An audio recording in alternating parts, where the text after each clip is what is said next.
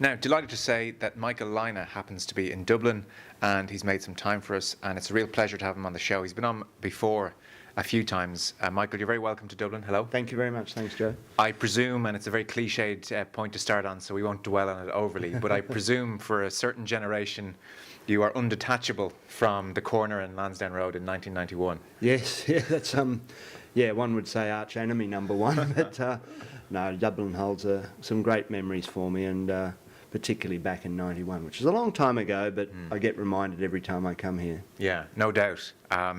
The quietest stadium that you probably ever scored a try in when you went over the line. It was, actually. I thought there was something wrong, then I realised it was the Irish that were upset with me. But there's a lovely story about that. About a few years ago, I came over here in Dublin for a dinner, and my wife and 3 boys were coming over the next day, and I was sitting next to the dinner with Ollie Campbell, and I was telling him my wife's coming over and the boys, he said, "Oh, come and pick them up." Typical sort of wonderful, very hospitable Ollie sort of way. Yeah. And so he met me at the hotel at 8 in the morning, and off we went and picked him up. And coming back into Dublin, you drive at a certain stage then, and the Aviva Stadium appears. And Ollie said to my boys, "See, there's the rugby stadium." And they, "Oh, wow." He said, that stadium used to be called Lansdowne Road, and your dad scored a famous try there. And they had to demolish the stadium and build that because of your dad. And my younger son said, "Oh, Dad, you're so mean. Why did you do that to the Irish people and make them build a new stadium?" But anyway. We agree with your son entirely. Yeah. That was an extraordinary generation of Australian players that you were part of.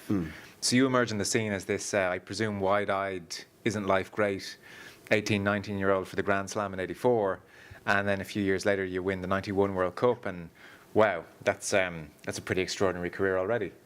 Yes, it was a pretty golden era for Australian rugby, and it was a sort of I guess the forerunner of that was paved by players before us who did the hard yards against New Zealand, some coaches that came over here and learnt a lot from rugby over in these parts as well, and gradually Australian rugby was blessed with a few players that came in the early 80s, Mark Ella, Paul McLean, Mark Lone, Tony Shaw, these sort of players, and came together in '84 where we had a great squad under Alan Jones, the coach then, and we had a great tour, and it was just a really happy squad. Right. I mean, we worked very hard, but it was a really happy squad. We played good rugby and ended up winning the Grand Slam when nobody really gave us that sort of chance to do that, where the '81 tour before that was the much heralded one, but they didn't quite make it.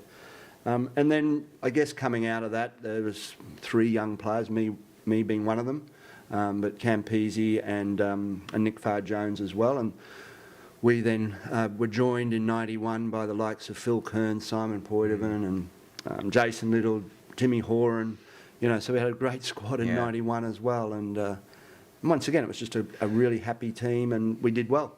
It's very interesting you say that coaches came to this side of the world and picked up a few bits and brought it back. I didn't realise that was how it had happened in Australia. Yeah, well, it goes back a little bit further to the early '70s. A fellow called by the name of Bob Templeton, who was from Queensland and a great and very well respected man and rugby coach, and he came over here and a guy called Dick Marks as well, who was a coaching sort of director in Australia. He came over and learnt from people like Carwyn James and the like, and spent a bit of time over here with him and others. And also they saw New Zealand as the sort of university of rugby, and so we started playing against New Zealand provinces. The coaches started looking at how New Zealand did things, nearest neighbour, I guess. Sure. And while we took quite a few beatings at the hands of the Canterbury and Auckland and these Wellington and these sort of teams, it started to infiltrate the way that Australian rugby played and was taught. We had some great players, that during those '70s, Andrew Slack, Mark Lone, I've mentioned a few of them, Paul McLean, these sort of guys who were very much part of that, were coached by Bob Templeton as well.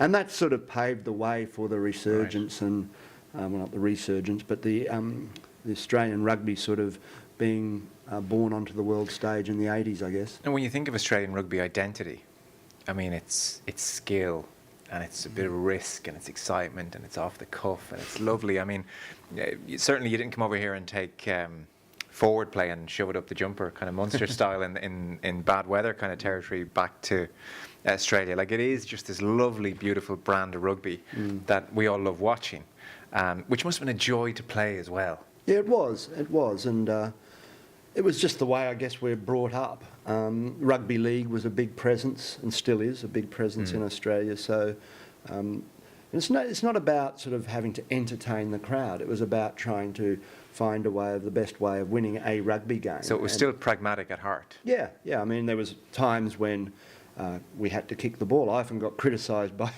David Campese and others for kicking it too much. But there's times and you kick well, or you can kick poorly. And sometimes when you kick properly, it does put the opposition in two minds, put them in doubt, and also there's some attacking kicks. So there's a whole different range in rugby games of how to win a game. And often, sometimes forward plays part of that. And I always say that really good teams have different ways of winning rugby matches. And in 91 and in 84, we were capable of doing that. I remember playing here in Dublin against New Zealand. We scored 3 tries in the first half, I think, and were in front, and then spent the second half defending. So we could attack, we could defend, we had forwards that could compete with others, we had great backs, so different ways of winning games.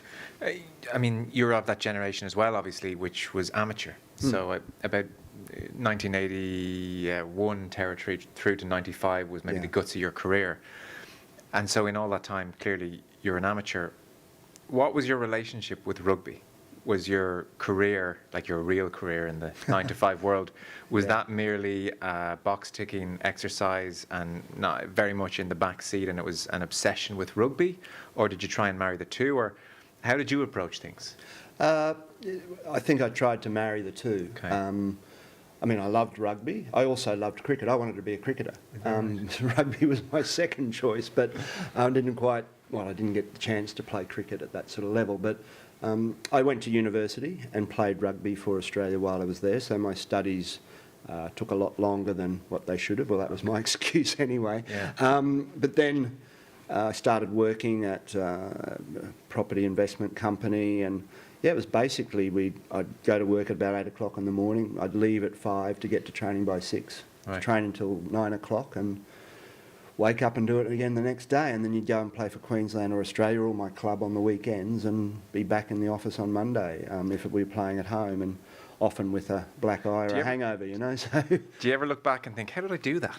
Yeah, well, I tell that to people now, and even my kids, they go, "What, you worked?" Yeah. I said, "Yeah, and how did that? But I always had an interest in doing something else. I felt that even back at school, I found when I was playing sport, whether it be cricket or rugby, my studies always were much better, and I was much better organised because I didn't have a lot of time. So if you had an hour, you had to do it. Whereas if you're not doing anything, I'll do my study tomorrow, And so I sort of, and that was just the way I was.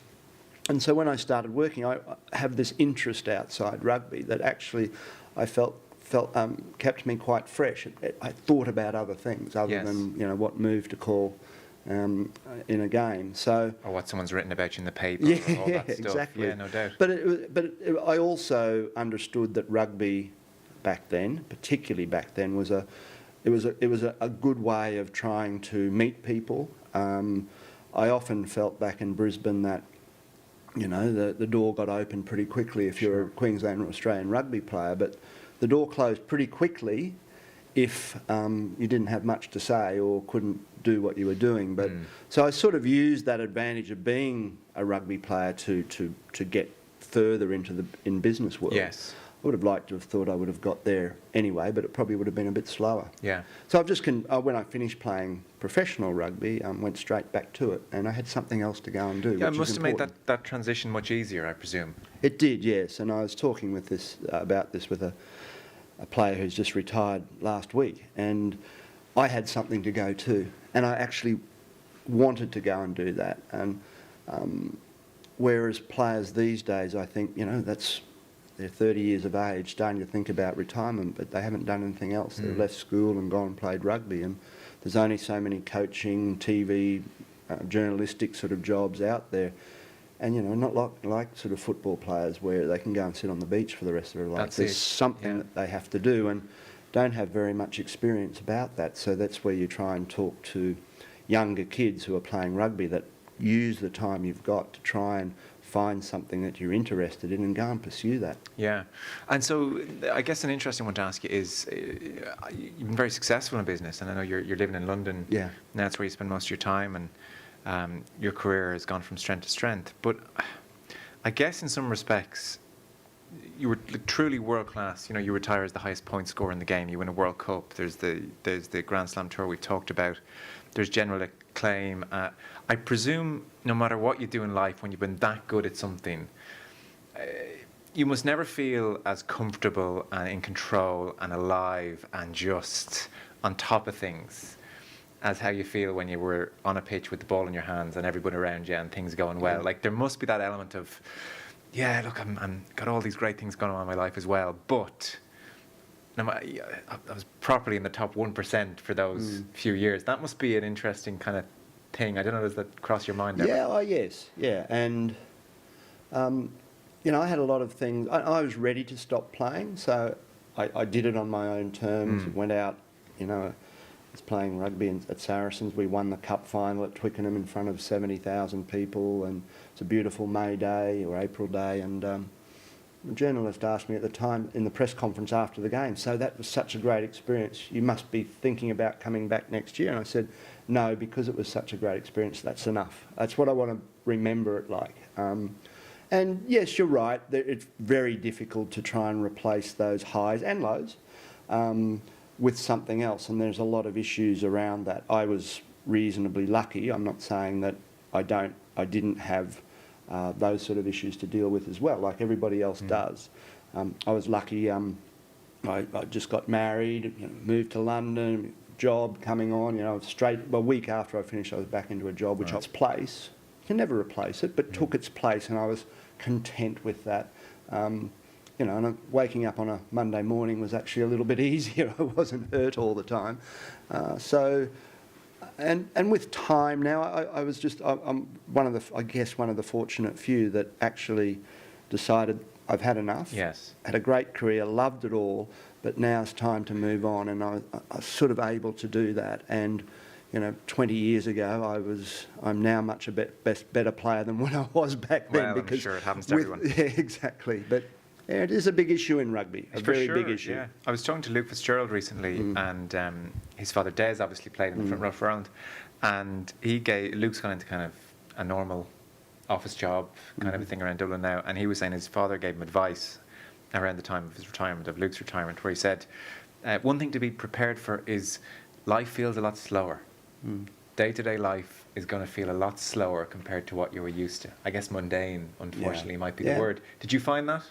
Well, I guess he was a full-time pro, so it's slightly different. Yeah, a little bit different. It is different. The last 2 years, that's what I was. I was a full-time guy, but I'd sort of come from a different background, and I'd already worked, so I knew what it was like. And there was a time when I used to sort of, everybody just wants to talk to you about rugby, and I wanted to talk about other things. So, and I tried to push it away a little bit, but then I realised that rugby is a huge part of me and always will be, and has given me so much. So, embrace it, take it and use it to try and further whatever you're trying to do.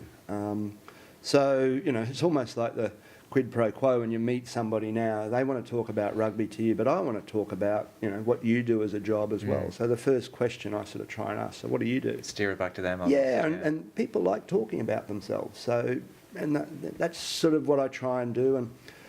But yes, I talk to a lot of young guys now who do find it very difficult, and it's at 32 years of age, and they've not done anything else, and they've gone from this sort of not even high earning, but some of them average sort of club players on average wages, but still good money for their age. And then they come in and they find themselves down the bottom of the chain at some company, and a guy who's 27 but done a degree or something is telling them what to do, and they've been out in the pitch in front of 80,000 people doing whatever they do. It's not an easy thing to cope with, and I sympathise and understand what they're going through. I've been lucky in a lot of things, but that was one of them. Yeah. I was ready to give it away. I'd had a great career. I realised I had a great career, but I also had hopefully a long time in front of me to enjoy the rest of it. Yeah, it's very interesting to get the perspective of the amateur generation on these things. I guess life bumped along very nicely until out of nowhere in Brisbane, and I mean, I remember seeing the news. Michael Lynagh stroke, and very serious, and wow, and he seemed like such a healthy guy, and people don't know much about strokes. I don't really, unless I'd say, encountered it first time. I just checked there. I think about 10,000 people in Ireland had strokes in the last year or so, which is actually down quite a bit. They're improving things. But for you, I think it's 2012. Yes, that's right. Yeah. Like completely out of the blue, this was like just a terrible shock, I'm sure, for everyone around you. Not me too. Not just you. A random kind of day, slightly stressful day, it should be said, but just a random. Oh yes, it was. Yeah. Well, it was. I mean, I was healthy. I was pretty fit and young and that sort of thing, and it was just a whole combination of things, of which stress was one. I'd missed a flight flying to Australia from London, and had to wait 12 hours at Dubai airport, then get into Singapore and do a dinner, and 2 o'clock in the morning find my flights have all been cancelled and I'm going on to Australia. Anyway, so then it was a whole series of events, and it actually... Straight onto a golf course then, wasn't it? Yeah, it was both in Singapore. Then I flew to Australia the next day, and I went straight onto a golf course there. I mean, no hardship. I mean, it was great. Yeah.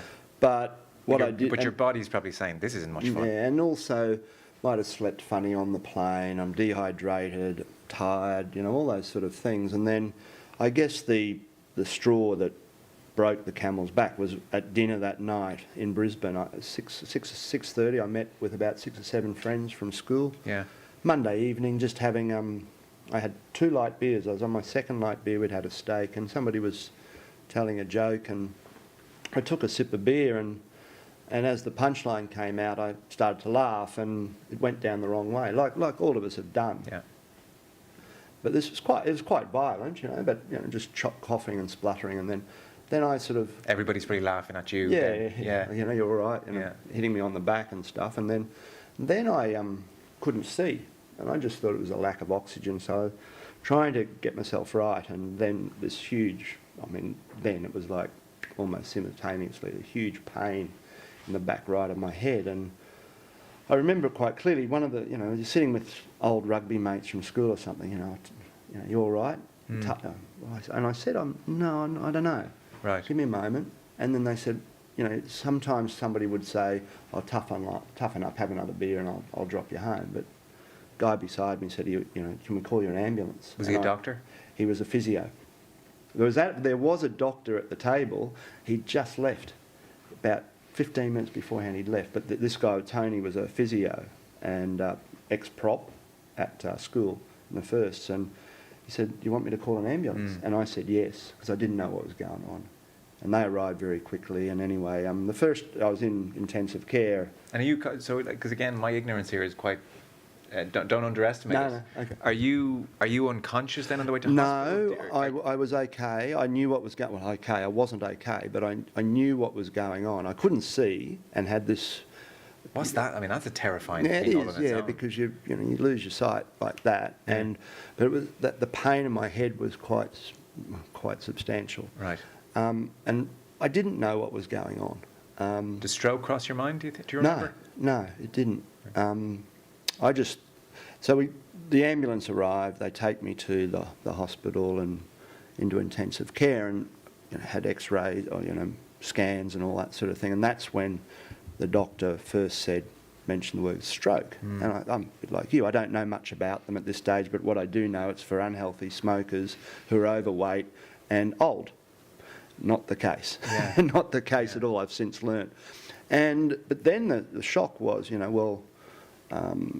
are you... I thought they were going to give me a tablet and send me home, but no, we're going to operate, and this is pretty serious. Right. But basically, there was a huge amount of swelling in the back of my head, and it was causing all sorts of issues, and potentially very close to being fatal. I think if it had grown more... Yeah, and it was. So you were in big trouble. Yeah. It was pressing against the spinal column and all that sort of thing. So... And sorry, there was... I'd say it's quite an emotional thing to talk about, so feel free not to get into any depth. But Was there an incident where there was an X-ray up in the wall and Oh yeah, so my father and mother, the ambulance went past their house. they're in Brisbane as well? Yeah, they obviously. live Yeah. in central Brisbane. We're in central Brisbane, and Tony, my friend, he actually got my phone out of my pocket, and so I was sort of almost I knew the passcode to my phone, and he looked up Mum and Dad, Ian and Mariana, and rang them, and they heard the ambulance go past as he was calling them from the ambulance. And so they met us in hospital. And my dad's a clinical psychologist, so he's dealt with a lot of, brain injuries, etc. before. And apparently they were sitting just out the front of the sort of the doctor's booth, which is a glass case sort of room in the intensive care, waiting for me to the doctors to come in. And there was a picture of a scan up on the X-ray sort of light box. And Dad was just looking at that and he goes, "Oh God, that guy's in trouble," because there's a huge, big, about the size of my hand, swelling in the back of the head of the picture. And he said, "Oh, he's in trouble." And the doctor came out and said, "That's your son." And so that was quite a... I obviously wasn't there. Dad told me this later. And it was quite a big Horrific. moment for all Awful. of us. Yeah, Yeah, I'm sure. But it was good to have them there, and they were very good, obviously. And thank God it happened in Brisbane. I mean, it could have happened on a flight or anywhere. Yeah, or next to people who did say, "Do you know what, lie down and you'll be fine. Yeah. We'll see you in the morning," kind Yeah. of thing. And is it days, is it weeks, is it months before you're given you're gonna still be around? Well, it was. So the next thing that we're operating, brain surgery. Yeah. This is serious, right? And so prepare yourself for that. And bear in mind, my family and kids are all over in London. So so Dad's talking to them, and So then the doctor came, and I remember there was two of them. And once again, I couldn't see, but I could hear what I had quite a bit of drugs on board at that time to try and soften the pain, but I understood what was going on. And the doctor said, "We're not going to operate." And I said, "Well, no, come on, let's go. I'm ready to go. If this is what we have to do, we have to do it." And he said, "No, you're functioning too well. We don't know how you're functioning, but you're functioning so you can talk. You know where you are. You can move." And they said, "We don't understand," because he just sort of described it when this happens, bang, the back artery bursts and blood just seeps and goes. Right. And the swelling and all that sort of thing. And the brain's all about, it's like all wired up. It's all wires. And when it hits the wires, that's what it affects.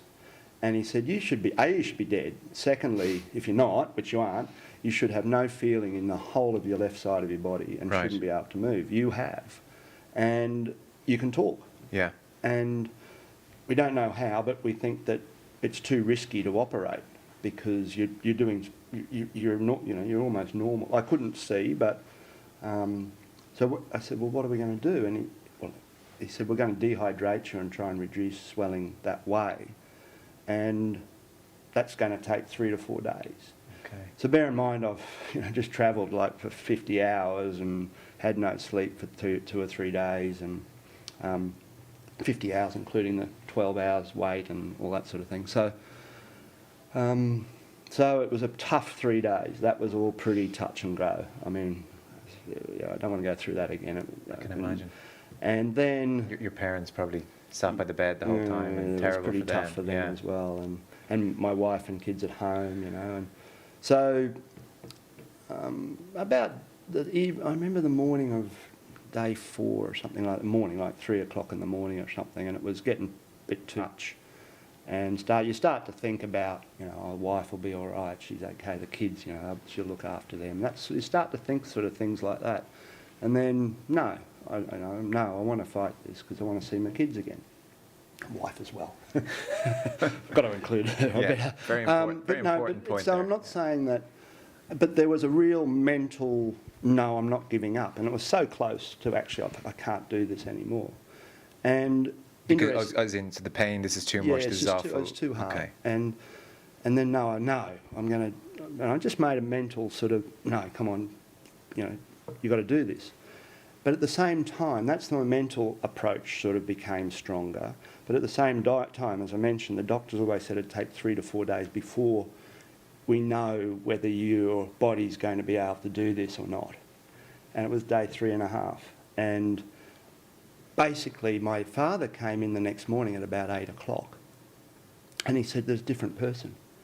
And I felt, I'm not saying my brain's that strong or my mind and will is that strong, but that coupled with, I'm not saying it's weak either, but that coupled with the fact that what the doctors were doing to my body physically, together actually then I improved pretty quickly. Right. And I was out probably about 3 days later, out of intensive care up to the ward, and then I was there for another week or so. But it was a really sort of turning point that, you know, luckily those things sort of coincided.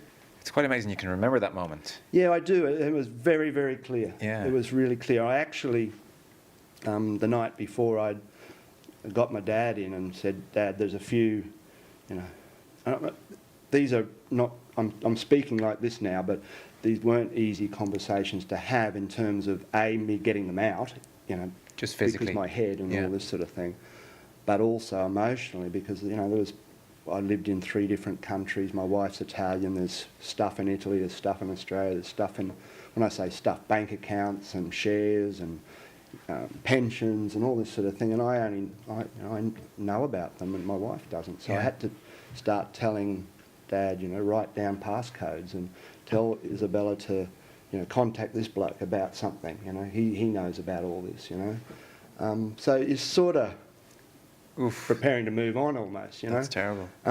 So your poor dad having to have that conversation. God. And so anyway, it's all a bit morbid, but well, it isn't because of where we are. No. So here's an interesting thing.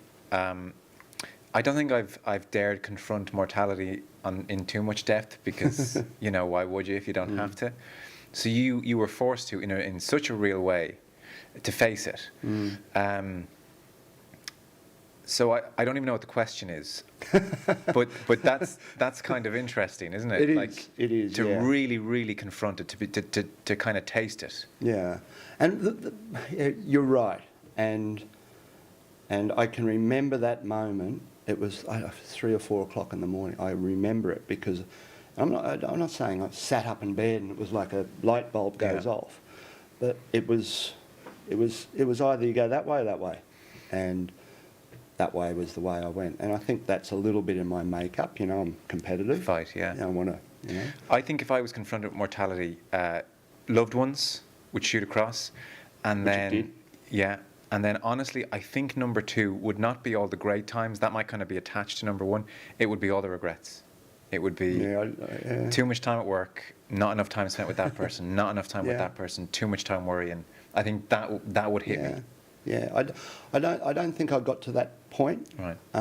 I tell you, because the most common question I get asked, did it change you? And you hear so many people who go through experiences like this. Oh yes, I'm going to live every day and be a... And I don't think it did. To my great dismay of my wife, she goes, I thought this would change you. No, I was joking, but because I realised before this happened, I knew that I'd had a very lucky and I had a great life. So I didn't need a wake-up call to remind me that, and I knew I was lucky. I had a great career, a great family. As a kid, I grew up on the beach in Australia, surfing. You know, things were pretty good. Yeah. And maybe this was a bit of a, well, let's balance it out, Michael. You know, you've had too good a life so far. Karma's let's just karma, yeah. But so I don't think it made me realise anymore that I was lucky. I think it reinforced it, but I don't think I've really changed the way I look at life or how I act or anything like that. But it was quite an experience, and you know, even the guys I was with, they were, you know, I saw them recently. I was back out in Australia about 3 weeks ago, and we had dinner again, and there was no jokes, and you know, so it affected them quite, you know, to see this happen, and you know, but it was a really interesting experience to go through, and but I just knew that I'd been lucky in all senses of the word before that happened. We don't understand you and how you're doing what you do, because the doctor said you didn't just die. I remember this. I was sitting there and he said, "You don't understand what you've been through." I was after it all finished. "You don't understand, you know. You've not dodged a bullet. You've dodged a great big cannonball." Really? And he said, I can't explain it. And one of the hardest things was when I came back to London after about 7 weeks or so. 2 weeks later or something after that, we had a few people that had been looking after my wife and family and all that sort of thing. There's probably about 20 or 30 people that came around just to thank them and say hi and that sort of thing. And one of the hardest things to deal with is because I look like this. And I lost half my sight. I don't have my full sight anymore, but you just deal with it. And people would come in and they'd sort of look at you as if you're supposed to, you know, what's wrong with you? Yes. There's nothing wrong with me. You know, I look like I do now. And I think they sort of, you got the feeling that, oh, you know, well, that was a bit of an anticlimax, you know, but what's all the press had built it up and Michael's sort of talking it up. And that was really hard to deal with.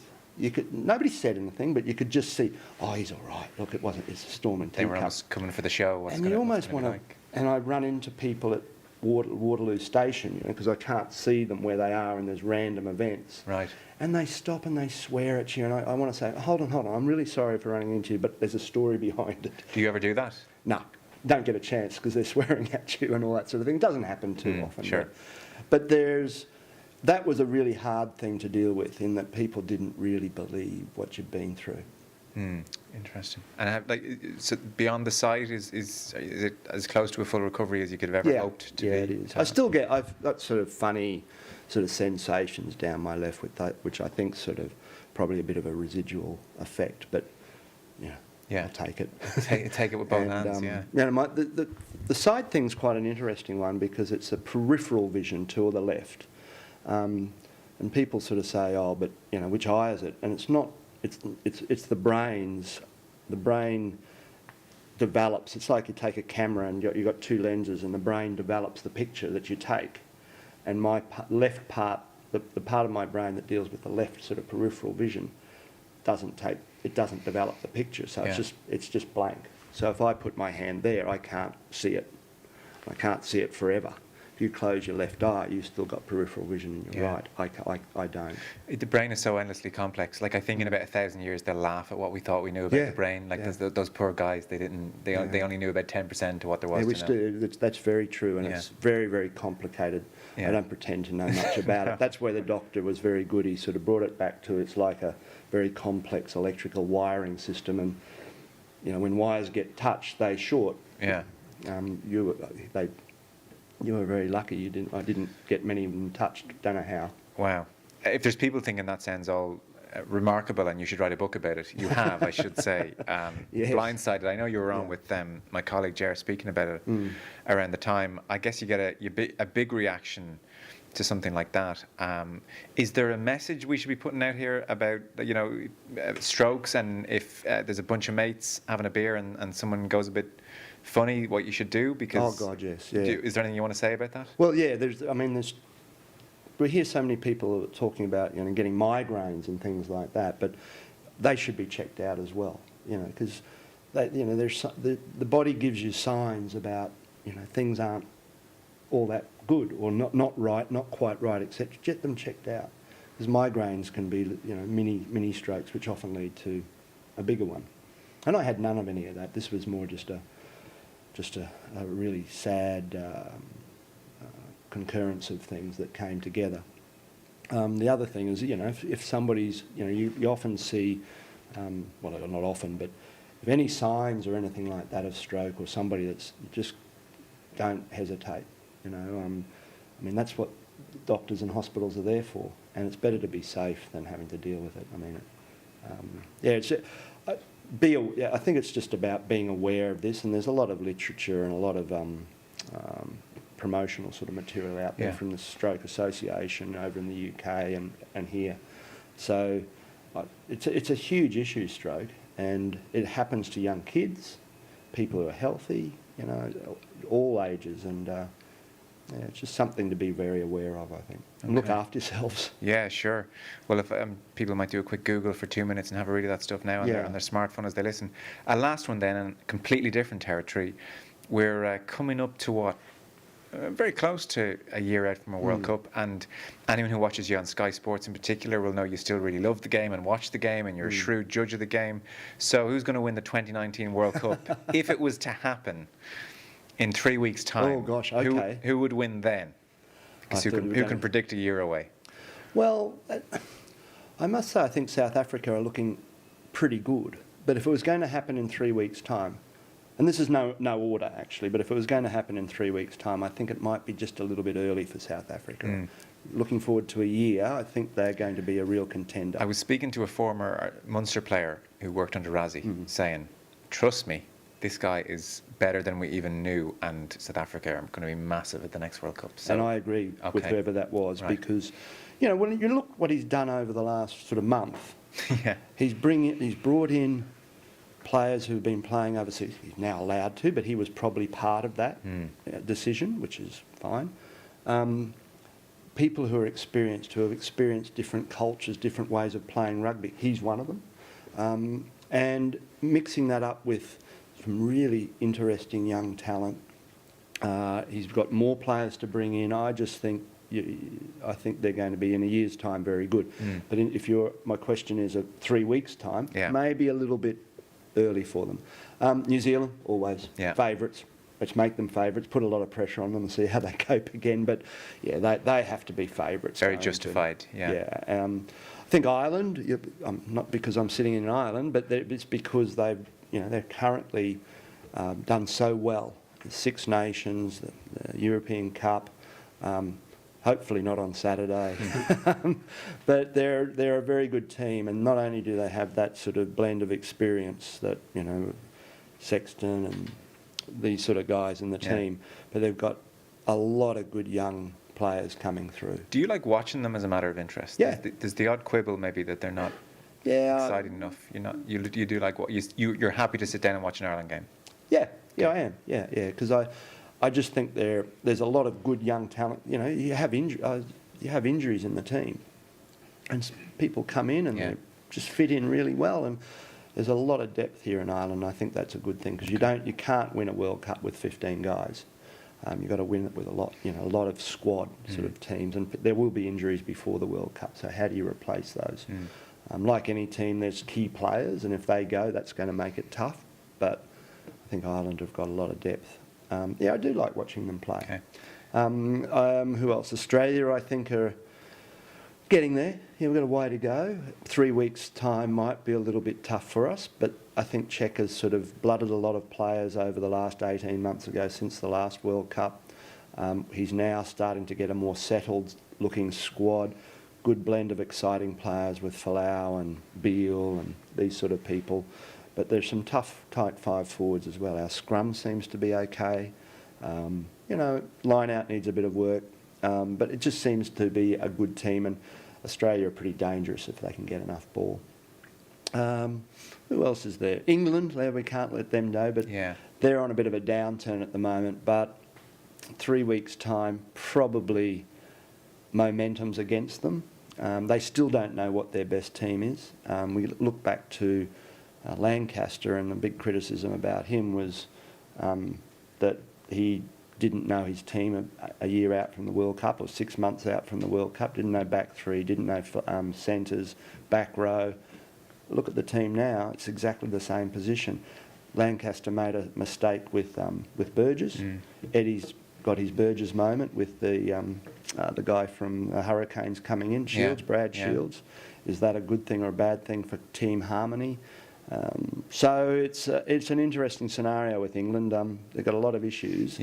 But so from an Irish point of view, we want this World Cup in 3 weeks and not in 18 months. Although in 3 weeks' time, I would argue that Ireland, after such a big year, and a lot of the players being involved in so many big games throughout the year, it might be a step too far. They've had no break with the Lions tour and everything. They've had no break. The best thing they could do if it was in 3 weeks' time was go and have a rest for 3 weeks or 2 weeks, and then bring them in a week.